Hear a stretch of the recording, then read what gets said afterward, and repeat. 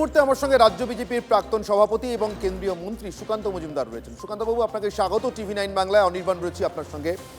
সুকান্তবাবু, আপনি সভাপতি থাকাকালীনও এবং এখন কেন্দ্রীয় মন্ত্রী হিসেবে নির্বাচন পর্বে যে দায়িত্ব পালন করেছেন, যেভাবে যখন গিয়েছেন দলের প্রচার পর্বে, আপনি অন্য রকম। আপনি শ্রমিক ভট্টাচার্য, আপনারা কখনো হুমকি দিয়ে, হুঁশিয়ারি দিয়ে, দেখে নেব, ডিজে বাজাবো, এই ধরনের কথাবার্তা কখনো বলেননি, ঠিক। কিন্তু আমার আপনার কাছে প্রশ্ন অন্য, সুকান্তবাবু। আপনি বহুবার পড়েছেন, তাই আপনার কাছ থেকে আপনাকে এই প্রশ্নটা করছি। রাশিয়ার চিঠিতে রবীন্দ্রনাথ লিখেছিলেন যে শরীর অসুস্থ হলে ওষুধ দেওয়াটাই নিয়ম, কিন্তু সারা বছর যদি ওষুধ চলে তাহলে বুঝতে হবে সেটা ভালো শরীরের লক্ষণ নয়। ঠিক এখান থেকেই আমার প্রশ্ন। অভিষেক বন্দ্যোপাধ্যায়কে কেন্দ্রীয় বাহিনী উদ্ধার করে নিয়ে আসছে, ঠিক। এটাকে হয়তো আপনি মহাকালের পরিহাস বলতে পারেন, এটাকে রাজনৈতিক একটা বৃত্ত সম্পূর্ণ হওয়া বলতে পারেন। কিন্তু এই বাংলায় রাজনীতি করতে গেলে বিরোধীদের যদি এখনও কেন্দ্রীয় বাহিনীর সহায়তা লাগে, সেটা কি অসুখ সারার লক্ষণ নাকি অসুখ তীব্র হওয়ার লক্ষণ?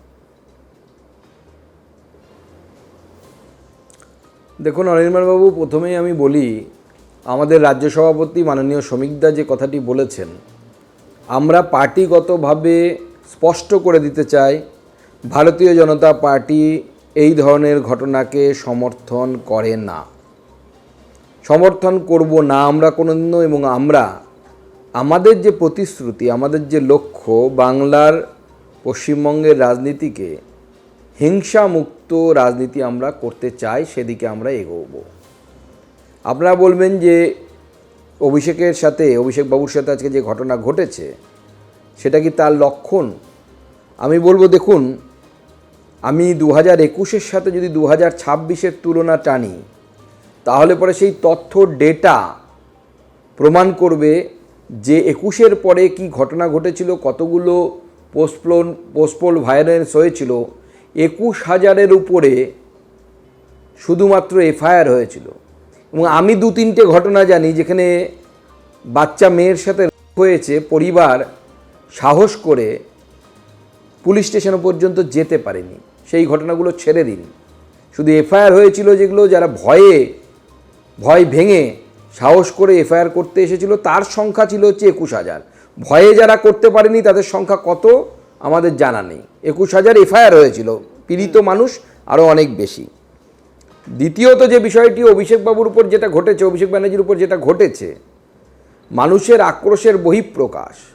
আমি তবুও বলবো এটা গণতন্ত্রের কাম্য নয়, গণতন্ত্রে এটা অ্যাকসেপ্টেড নয়। আমাদের উপর হয়েছে। আমি নিজের ব্যক্তিগত উদাহরণ দিয়ে বলতে পারি, এই অভিষেক ব্যানার্জির লোকসভাতে আমি গেছিলাম বজবজে, আমাদের কর্মী মার খেয়েছিল তাকে দেখতে, প্রায় 1,500 থেকে 2,000 লোক। সেখানে শুধু আমাকে নয়, আমার মা, তাকে তুলে অশ্রাব্য গালিগালাজ, এখনো হয়তো সেই ভিডিও খুঁজলে পাওয়া যাবে। আমার মা একজন শিক্ষিকা, রিটায়ার্ড শিক্ষিকা। আমি যেহেতু আমার সামনে টিভি নেই, আমি দেখতে পাচ্ছি না, আমি পরে দেখব, কিন্তু এটা হয়েছিল। এবং সেদিন আমার সাথে যদি কেন্দ্রীয় বাহিনী না থাকতো, যেহেতু আমি কেন্দ্রীয় বাহিনীর প্রোটেকশনে ছিলাম, নাহলে আমি মরেও যেতে পারতাম। আমাকে সন্দেশখালিতে কি ঘটনা ঘটেছিল নিশ্চয়ই আপনাদের মনে আছে। তখন আমাকে হসপিটালাইজড হতে হয়েছিল, বিভিন্ন জায়গায় গাড়ি ভাঙার চেষ্টা হয়েছে, ঢিল ছোড়া হয়েছে। আমি এবং শুভেন্দুবাবু রায়গঞ্জের উপনির্বাচনে প্রচার করছিলাম একসাথে, রায়গঞ্জ উপনির্বাচনে। সেখানে বাড়ির ছাদ থেকে আমাদেরকে লক্ষ্য করে ডিম ছোড়া হয়, সেটা গিয়ে লেগেছিল শুভেন্দুবাবুর গায়ে। পুরোপুরি লাগেনি, কিন্তু কিছুটা অংশ লেগেছিল। আমরা তো চোখের সামনে দেখেছি, আমাদেরকে সহ্য করতে হয়েছে।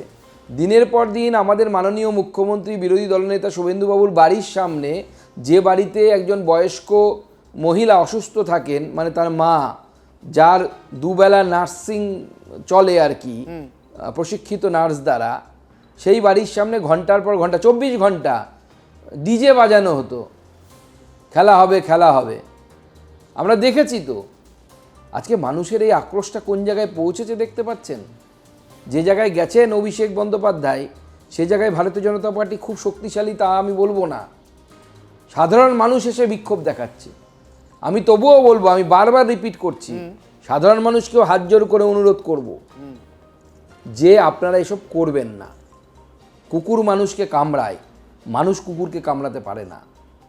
কুকুর কামড়াক, তৃণমূল করেছে, কিন্তু আমরা যে প্রতিশ্রুতি দিয়েছি বাংলার রাজনীতির আমরা পট পরিবর্তন, শুধু রাজনৈতিক পট পরিবর্তন নয়, বাংলার রাজনৈতিক ডিএনএকে পরিবর্তন করতে চাই আমরা। হিংসাবিহীন রাজনীতি আমরা চাই এবং তার জন্য আমরা অঙ্গীকারবদ্ধ, আমরা করব। ঠিক। সুকান্তবাবু, এখানেই আপনার কাছে আমার দ্বিতীয় প্রশ্ন এবং সম্ভবত শেষ প্রশ্ন, যদি না নেক্সট কোনো ইন্টারেস্টিং কিউ আপনার কাছ থেকে পাওয়া যায়, তার কারণ আপনি প্রশ্নের উত্তর দিতে গেলে সবসময় আরেকটা প্রশ্নের জায়গা তৈরি করে রাখেন, সেরকম ইন্টারেস্টিং কিউ দিতে আপনি অভ্যস্ত। তবুও আপাতত শেষ প্রশ্ন ধরে নিয়েই বলছি। সুকান্তবাবু, এখান থেকে একটি নির্বাচিত সরকারের প্রথম কাজ বোধহয় শুরু হয়। আপনি একটু মন দিয়ে শুনবেন, আমি শুধু অভিষেক বন্দ্যোপাধ্যায়ের নিরাপত্তা প্রসঙ্গে কথাটা কিন্তু বলছি না, এবার ঠিক উল্টো কথা বলছি। ঠিক আজকে আমরা দেখেছি এমন অনেক মানুষ এসছেন, একজন বলেছেন আমি এসএসসির চাকরি প্রার্থী, আমার হকের চাকরিটার কথা জানতে এসেছি, যেটা ওনাদের সরকার চুরি করেছিল। এখন আইনের শাসন এ রাজ্যে 15 বছর বলবৎ ছিল না, এটা সবাই জানে। কিন্তু এই আইনের শাসন বলবৎ করে যার যা ক্ষোভ আছে, দুর্নীতি সংক্রান্ত, অবিচার সংক্রান্ত, অত্যাচার সংক্রান্ত, সেটাকে যদি প্রপার আইনি ব্যবস্থার মধ্যে দিয়ে চ্যানেলাইজ করে দেওয়া যায়, তাহলে নিশ্চিতভাবে এই জনরোষ এবং ক্ষোভ যার শিকার অভিষেক বন্দ্যোপাধ্যায়রা হচ্ছেন, ভবিষ্যতে হবেন কিনা জানি না আগামী দিনে, কিন্তু এখন তো হচ্ছেন, সেটা নিশ্চিতভাবে কমে আসবে। কারণ মানুষ এটা অনুভব করতে শুরু করবেন, ঠিক আছে আমার সঙ্গে হয়েছিল কিন্তু আমি বিচার পাচ্ছি। এটা কিন্তু নির্বাচিত সরকারের প্রথম এবং সবথেকে বড় কাজ পশ্চিমবঙ্গের মতো একটা রাজ্যে ক্ষমতায় আসার পর, যা ঘটে গেছে এখানে 15 বছর, সেই কাজটা কতটা দ্রুততার সঙ্গে করা প্রয়োজন বলে আজকের ঘটনাটা আপনাদের চোখে আঙুল দিয়ে দেখিয়ে দিল সুকান্তবাবু।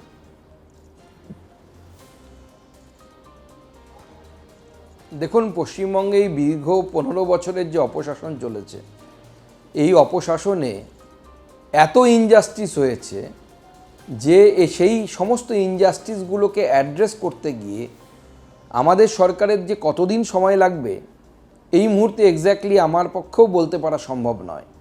তবে আমাদের সরকার কাজ শুরু করে দিয়েছে। মাননীয় মুখ্যমন্ত্রী অত্যন্ত দ্রুততার সাথে কাজ করছেন। আগামী কিছুদিনের মধ্যে আমাদের মন্ত্রিসভার এক্সটেনশনও আশা করছি হয়ে যাবে এবং সেই এক্সটেনশন হওয়ার পর আমাদের মাননীয় মন্ত্রী যারা হবেন তারা আরও বিশদে এবং আরও মাইনিউটলি প্রত্যেকটি সমস্যাকে মেটানোর চেষ্টা করবেন।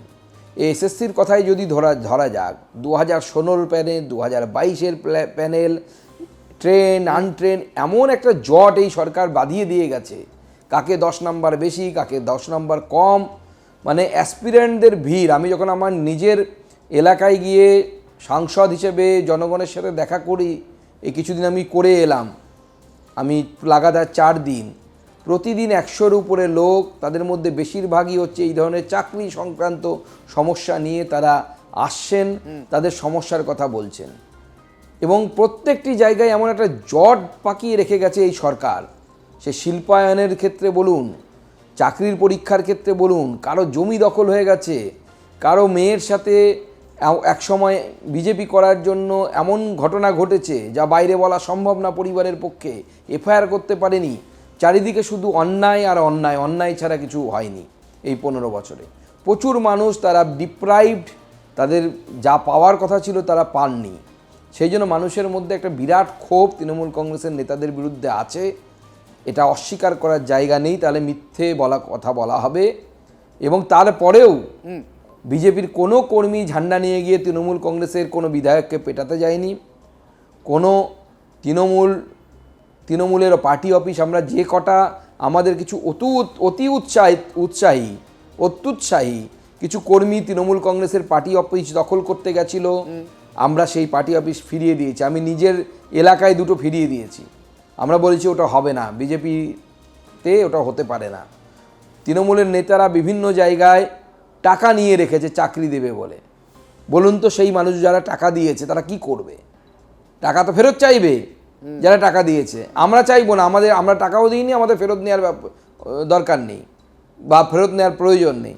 কিন্তু তৃণমূলের নেতারা যারা টাকা নিয়েছেন এবং যারা দিয়েছেন তারা তো এখন টাকা চাইছে, তারা পগার পার এলাকায় নেই। এখন খোঁজ নিয়ে দেখুন, বহু তৃণমূল নেতা পগার পার, সে তার এলাকায় নেই। বিজেপি মারবে সেই ভয়ে নেই, ওই মানুষ যাদেরকে চাকরি দেবে বলে টাকা নিয়েছে তারা বাড়িতে এসে হামলা করছে। তো তারা বলছে আমার টাকা দাও, তোমরা তো আর সরকারে নেই, তোমরা তো আর চাকরি দিতে পারবে না। এই পরিস্থিতি, এই জায়গা থেকে পশ্চিমবঙ্গকে বের করা আমাদের সামনে একটা বড় চ্যালেঞ্জ। আর পশ্চিমবঙ্গকে এই বড় চ্যালেঞ্জ নিয়েই আমরা হাতে নিয়েছি। বিজেপি এই ধরনের কাজই করে, যেগুলো বড় চ্যালেঞ্জ, যেটার কথা কেউ সলিউশনের কথা ভাবতে পারে না। 370 ধারা হোক, অযোধ্যায় রাম মন্দির হোক, এই ধরনের বড় বড় চ্যালেঞ্জ সমাধান করার কাজ জন্যই ভারতীয় জনতা পার্টির সরকার এখানে এসেছে। আমাদের মুখ্যমন্ত্রীর নেতৃত্বে আমরা অবশ্যই করব। অনেক ধন্যবাদ সুকান্তবাবু আমাদের সঙ্গে সময় দেওয়ার জন্য। পার্টি উইথ এ ডিফারেন্স, তার প্রথম সরকার, মানে বিজেপির প্রথম সরকার পশ্চিমবঙ্গে, সেই সরকারটাও গভর্নমেন্ট উইথ এ ডিফারেন্স হোক, এ আশা থাকবে।